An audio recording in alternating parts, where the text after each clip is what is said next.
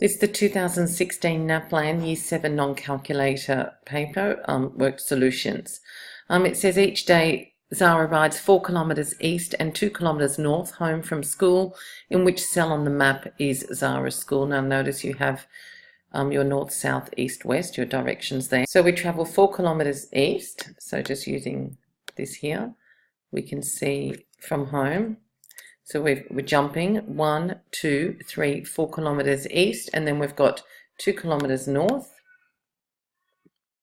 So from 4 kilometres east, we then go jump up 1, 2 kilometres north, because this distance here, which is the width of one of these grids, is 1 kilometre.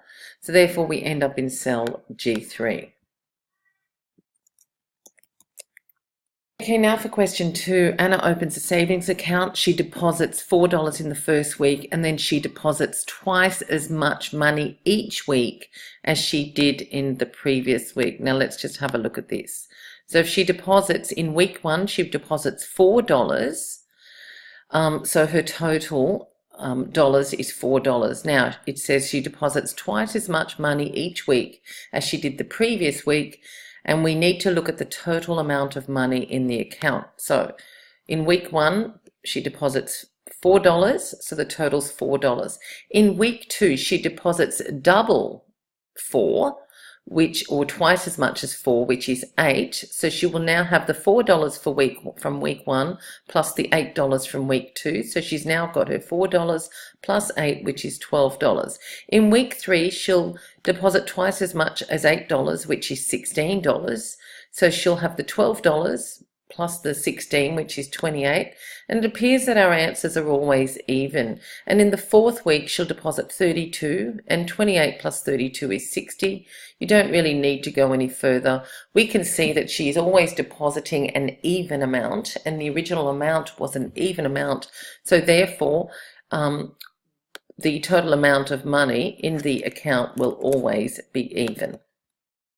Okay, question 3. Lisa plans to give a quarter of her 20 books to her sister.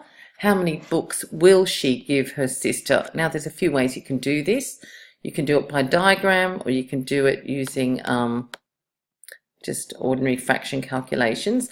I'll start with just some calculations. So we want to work out, so the books that she will give to her sister will be a quarter of 20. So she's got to give a quarter of her 20 books.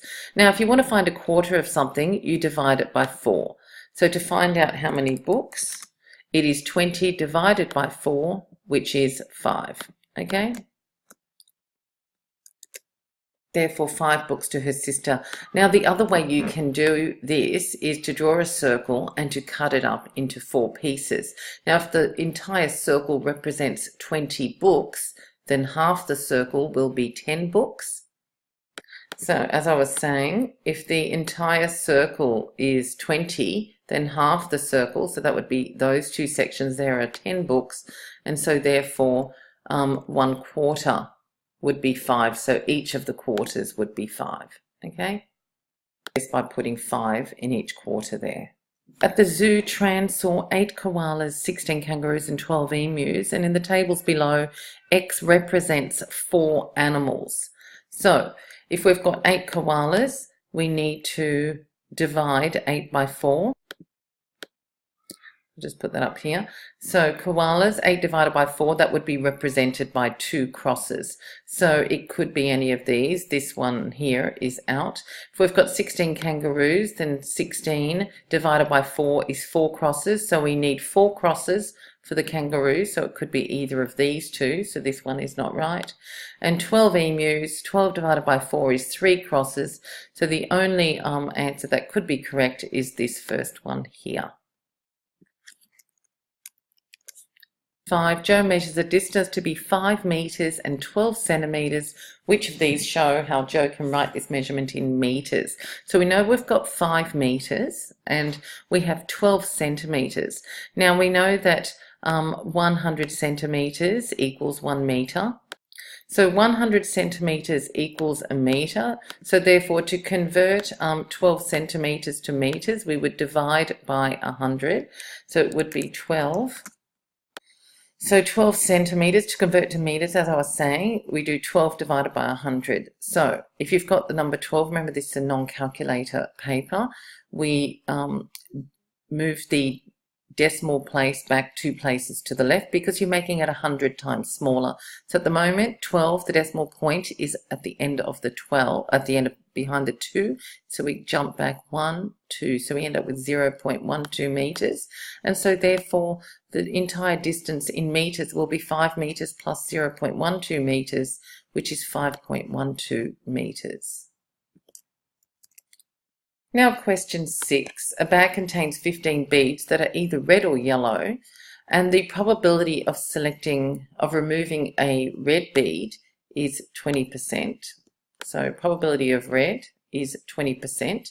Because there is only red or yellow, the remaining beads must be yellow, and so therefore the probability of yellow will be 100% minus 20%, which is 80%, and that is because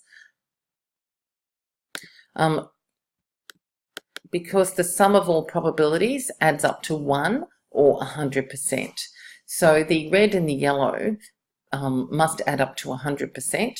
So therefore the yellow would be 100% minus 20%, which is 80%. Okay, question 7. Point P is translated down 4 units. So we have to jump down 1, 2, 3, 4.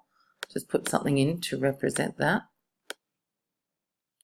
So again, we're going down from P, we've got 1, 2, 3, 4, and so the new point is here at where my cursor is, and we read that as, remember, these coordinates are x, y values. Okay, so you can go to any point on the grid using an x, y value. So we must go across for x and then up or down for y, remembering that x comes before y in the alphabet. So how do I get to this point down here? I go across 2 and down 1, so that would be represented by the point 2, negative 1. Okay, question 8. The heights in centimeters of children on the tennis team are as follows. Now, notice we have, just having a quick look, we can see that looking at the lower score, there are 2 players with heights 119 and 1 player here with height 117. So it appears that this first one is incorrect because there are no players of height 119. This second one is also incorrect because there's only 1 player of height 119. This third one looks to be correct. We have 1 player with height 117 and 2 players with height 119. Okay, and the rest should be correct. We've got 122, a 124. We have 3 127s, that's 1, 2, 3, and the 128 there. So it's the last choice there. Question 9. The dogs at a show were weighed and all the weights were then recorded in this graph. So just reading this graph, this is the mass in kilograms of the dog, and therefore there were 3 dogs here that weighed 20 kilos. There was 1 dog that weighed 21. So far we've got 3 and 1, and then we've got 2, and then 1. So we have 3, 1, 2, 1, and then we have 3, 1, 3. All of these heights, we end up with 14. Now the other thing you can do is add up these 3 heights. We've got 3, 6, 9, and then this is 1. So we've got 10, 11, 12, and these 2 are 13, 14. That is the other way you can add it up. It is easier than going 3 plus 1 plus 2 plus 1 plus 3 plus 1 plus 3. So just adding all those 3 gives us 9. And then we've got 10, 11, 12, and these 2 are 13, 14. She placed a piece of paper along a line of symmetry on her star. Now we can see we've got 1, 2, 3 points on this star so far. So that's 3 points over there. So if this is a line of symmetry, there must be another 3 points that you can see over this, that there would be over the other side. So we've got 6. Then we've got this 1 point up here, and that there won't be another point behind the piece of paper. That is that point there. And we have another point down here.